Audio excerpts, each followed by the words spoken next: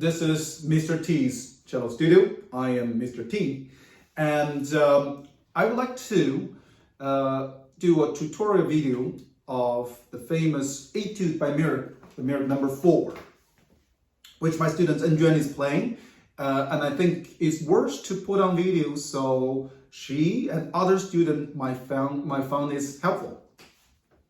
And this piece is roughly into 2 sections. One is lyric andante section, one is vivace scherzo-like section, staccato. And in the first half, we need to make sure that the phrase is always going to the climax. Yeah, we need to phrase at a very natural phrasing. Sometimes it's not the first bar, not the second bar. In the first phrase, it's actually going to the third bar. Here. Yeah. So in this way, you feel the music is speak more naturally and personally. And make sure you play all the phrase like you play a big concerto, like you play Haydn, like you play Schumann. It's the same phrasing and same treatment you should have. Very lyric. The beginning of those 2 notes, these 2 quiver notes were 8th notes. Don't use too much though. Yeah, they're still pickups, but you need to use this elasticity of your body. If you start from your arm, it's very hard. It feels very tense. But I try to use my body and I do an opposite motion. Okay, so before the up bow, I do a tiny down bow motion with my body. I turn to my right, land the bow on the string, from the string, never from the air. Yeah, down bow, and my body actually start this up bow motion, and my arm follow my body, like you playing tennis or play the badminton, right? So every time, every shot, you need to go back to prepare and then release your body. The same thing, I believe. The second second line, there is a shift that's causing lots of trouble. Yeah, so how do you do this shift? I believe also you need to consider your elbow, not just the finger, because it can cause lots of tension if you just try to stretch, right? So if you kind of release, you think about the elbow, you practice with the elbow going to the position first, and then let the hand follow the elbow. I think there are more chance you play that note into it. Elbow, and use your trusty old finger shift. So from A is not to the E flat, A to C. Yeah, lots of time, even you decide you use a new finger shift, which is fine, but still practice. Start learning the note with your old finger shift, because in this way, you know which position you go to. In this case, it's actually the 4th position to 6th position. Yeah, so it's only about a minor surge distance. So it's not huge. It's definitely not a perfect 5th shift. It looks very big, but it's actually... Yeah, and also once you touch the 3rd finger, still have that 1st finger as a support. Then you can release to make a nice vibrato. But keep the finger on the string will make the hand feel more stronger, right? And the 3rd line, the dot rhythm, don't play double dot, it's only single dot.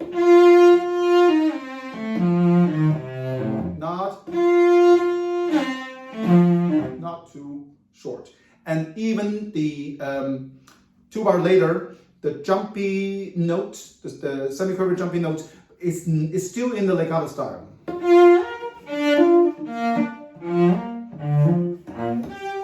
So it's not too spiky in the 2nd note, right? So don't make the 2nd note too loud, even when you're doing lots of time. Don't do that. Make the 1st note the more important note. The second note is a release of the first note. Okay?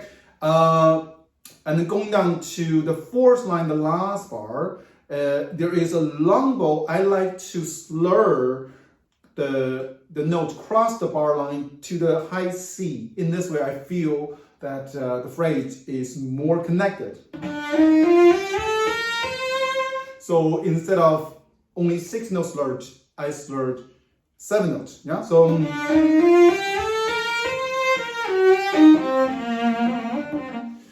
in this way, you really have to plan your bow. So make sure you have enough bow for the C. Yeah. So really consider the bow distribution.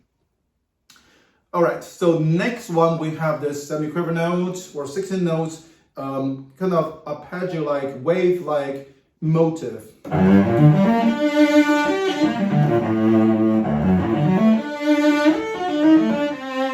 And play in andante, maybe not this fast, just a little bit slower, but really play the shape.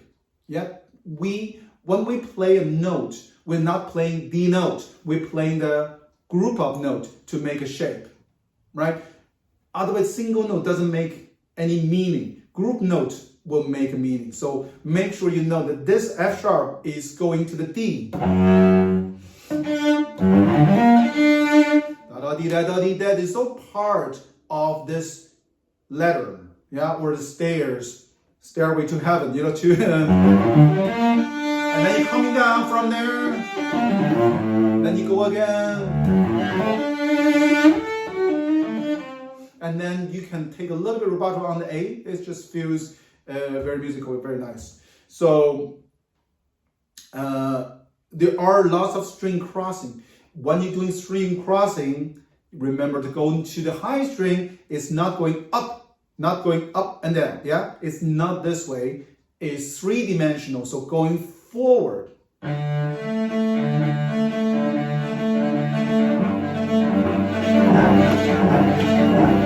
So it's this way. Yeah.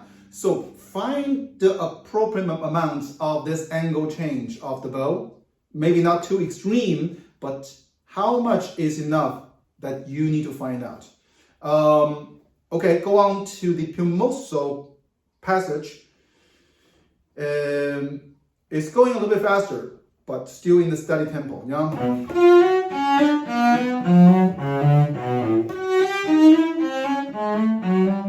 And I cannot emphasize enough, play the phrase, don't play the single note. Otherwise, it sounds very boring and sounds very machine-like, very robotic, you know? Even you play every right note in a great intonation, sound, everything, but it just sounds so dead, yeah? So play like singer.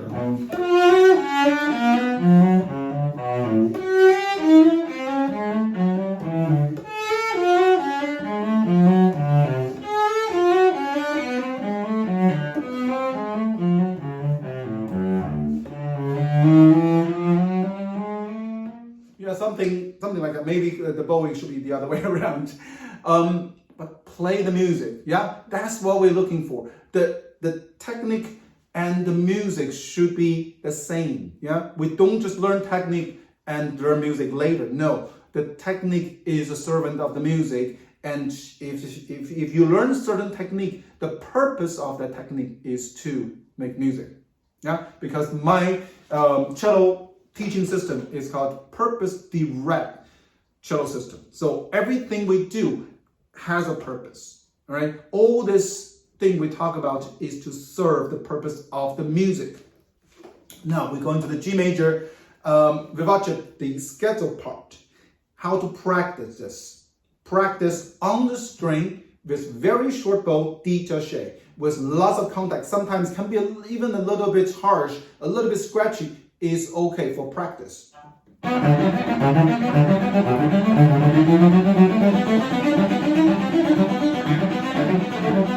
Okay, I still have a trouble. This is my tricky part. It's always feel the hand is not so comfortable. Yeah? So practice in this even a little bit slow. When you're just learning the piece, play double note, play triple note, yeah, or double notes like this.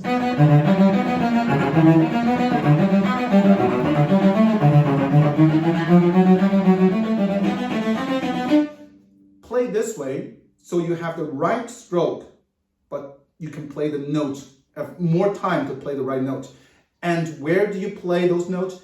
Is in this part of the bow, not in here. The balance point is even beyond the balance point, but just a little below the middle point. Yeah, it's not in the upper half, it's not in the middle point, just below the middle point. I think that is probably the best part.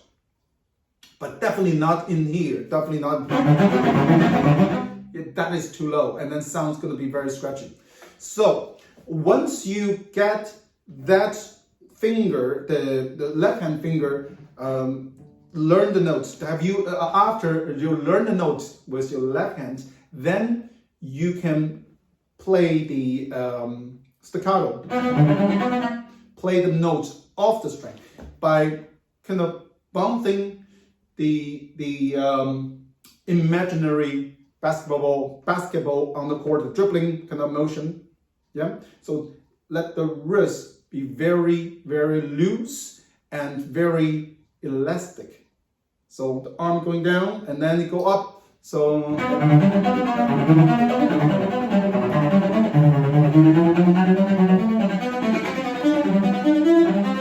but this is all coming from this. Yep, you have to go through this practice in order to feel the string, feel the connection from the bow hair to the string and the left hand. Then you can lose a little bit and still feeling the connection between two hands. Yeah, you cannot just start. If you start from this, your hand might not feel synchronized. And synchronization is a problem with this part. Okay, now once you finish all this practice, then you go to the single note, just like print it.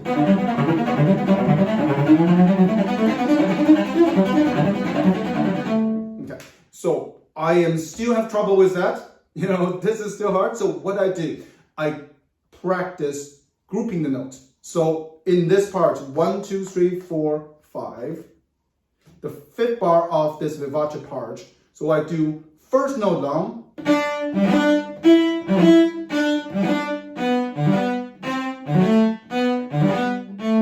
just for this chunk, 3 bars plus a downbeat.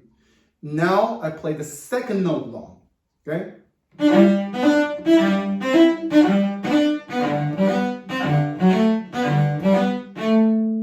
Okay, I practice a couple times or until I feel really comfortable. Then I do the third note long.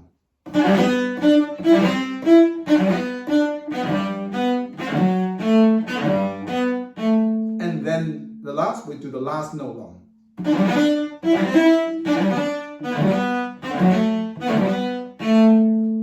So in this way, you practice every note in the group. Yeah? You make them stand out. After that, when I play this passage, I feel more comfortable. So any passage, if the beginning is not comfortable, practice the same way. First note, extend.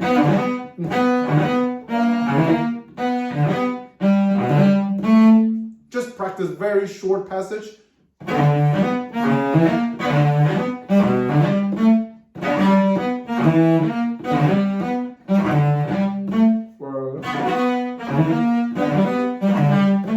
So you practice so and so on. Yeah. Keep the bow short. Keep the bow short in the correct contact point. Don't go too low, too high.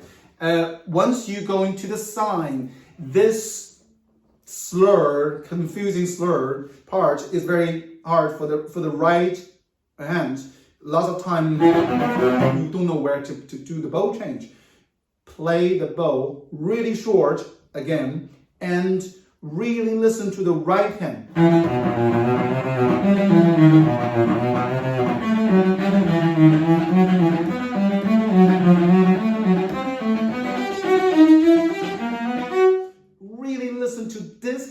so because the right hand is the one who makes the sound. Okay, and it needs to have the contact with the string all the time. You cannot release. If you release, then your ear will be confused, and then you will find very hard to keep the both hands synchronized. So don't release. And the next part is the staccato part that we already covered in the first half of the vibrato.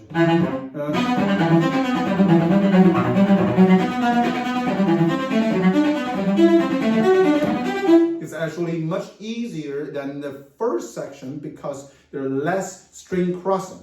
Okay, once you learn all this part, what you do, then you have to use your trusty little metronomes. If you don't know what it is, this is called metronomes. It used to be, actually a thing before we use the phone for the metronome. And I have this metronome for 25 years and it's still working. Yeah. So start slowly. You need to work with the metronome on this one. This is the 112.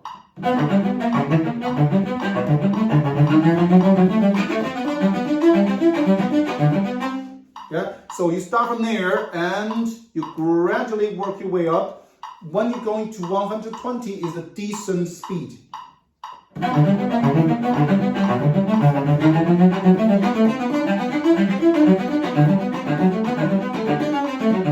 Yeah, and if you can go up to 136, that's actually a quite nice tempo. Yeah, 3, 4.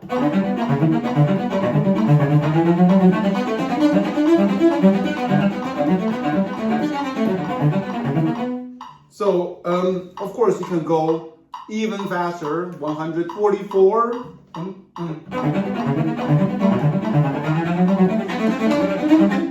Now I have trouble. Now I have trouble to play that part, so I have to go back to practice myself. But up to 136, I can manage, and because the string crossing start to get a little bit confusing.